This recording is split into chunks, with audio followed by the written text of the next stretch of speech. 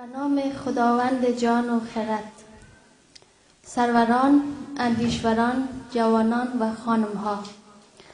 نخست مسرت و افتخار خود را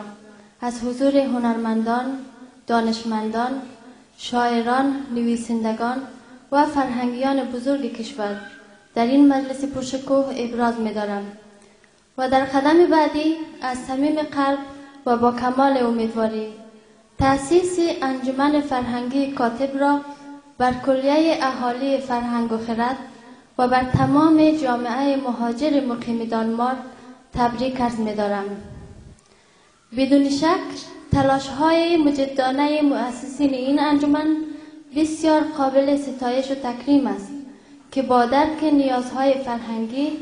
و ضرورت‌های اجتماعی جامعه مهاجر دست به چنین اقدام نیک و مهم زدند.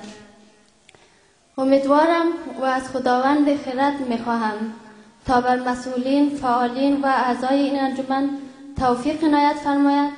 تا بتوانند این انجمن را به مرکز مهم و مداوم اشاعه فرهنگ، هنر و ارزش‌های انسانی تبدیل نمایند. نامگذاری این انجمن بر اساس نام یکی از ستارگان درخشان علم و فرهنگ افغانستان یعنی علامه فیض محمد کاتب نشانه این است که مؤسسین فرزانه و کوشای آن می‌خواهند یک حرکت مؤثر و مفید فرهنگی اجتماعی انجام دهند. تصور و انتظار بنده به عنوان یک عضو از جامعه زنان افغانستان این است که این انجمن میباید با الهام از نام و یاد کاتب در رسالت مقدس و عظیم روشنگری بپردازد، همان گونه که علامه کاتب در تاریخ فرهنگی و سیاسی کشور دست یازید. کاتب به عنوان یک دانشمند کم نظیر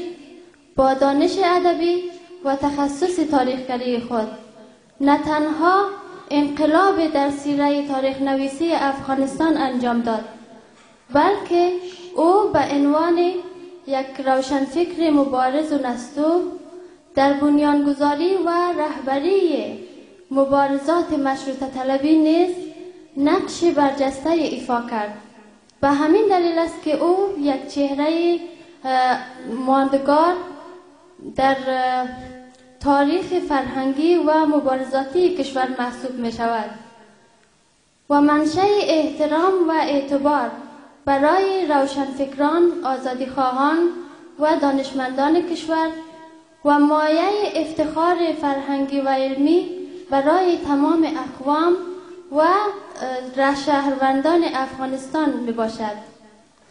بنابراین بسیار بجاست که از یاد و نام پرشکوه این فرزانه جاودان یک حرکت جدی و ماندگار فرهنگی و اجتماعی در اروپا صورت بگیرد و می‌دانیم که جمعیت انبوهی از مردم ما در کشور دانمارک زندگی می‌کنند. انجمن فرهنگی کاتب می‌باید یک محور مطمئن در جهت هماهنگی، انسجام و فعالیت‌های فرهنگی و اجتماعی برای این جامعه تشنه و مهاجر بوده باشد. بدون تردید شناساندن شخصیت علامه کاتب برای جوانان، خانم‌ها و عموم مردم می‌تواند یک گام مهم و مؤثر در جهت رشد دانش اجتماعی و علاقمندی روزافزون مهاجرین و فرهنگ، تاریخ و میراث‌های علمی و تمدنی افغانستان بوده باشد. مطمئناً تمام خانواده‌های مهاجر و چنین مرکز نیازمندند که سوای تعلقات منطقه‌ای، مذهبی و جنسیتی بتوانند با اعتماد و اطمینان کامل به آن مراجعه نموده و نسبت به پرسش‌ها و نیازهای فرهنگی و اجتماعی خویش پاسخ بگیرند. مرکزی که زربودن مرکزی که زن بودن در آن به حیث موجود درجه دوم و خانه‌نشین تلقی و تعریف نگردد. مرکزی که معیار صداقت و مسئولیت در آن سمت منطقه، گرایش‌های سیاسی و اعتقادات مذهبی نبوده باشد، بلکه هدف و معیار در این مرکز تلاش برای تمرین و تکثیر ارزش‌های مدنی، انسان مدارانه، مدارا و برابری بوده باشد. حضور و مشارکت فعال خانم‌ها در این انجمن میباید سنت و انحصار تک‌محوری موجود در جامعه و به ویژه رایج در انجمن‌ها و کانون‌های فرهنگی را بشکند و فعالیت‌های اجتماعی و فرهنگی را از انحصار مردسالاری خارج سازد. با تأسف در همین اروپا هم که میباید کانون بیداری، رشد و برابری انسانها بوده باشد،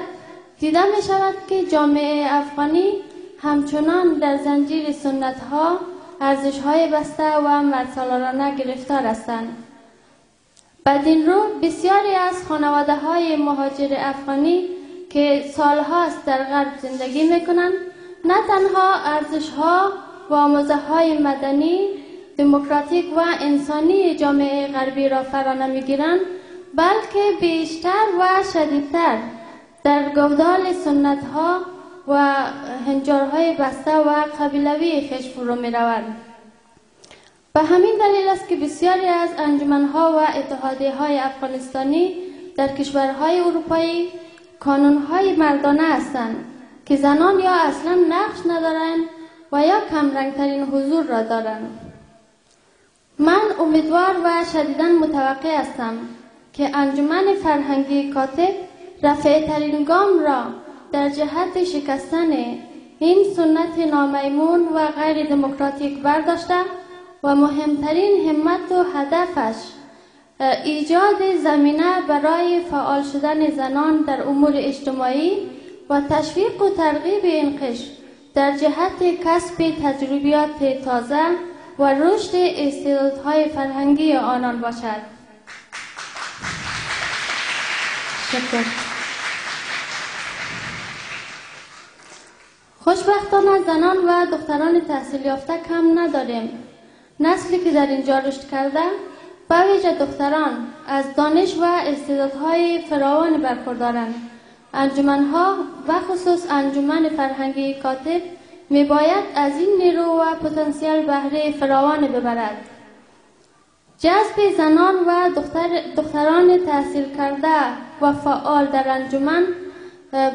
هم میتواند باعث رشد استعدادهای این قشر کمک کند و هم میتواند در پیشبرد هدفها و برنامه‌های فرهنگی و اجتماعی انجمن از کمک و همکاری آنها و از استعدادهای فرهنگیشان بهره شایان ببرد.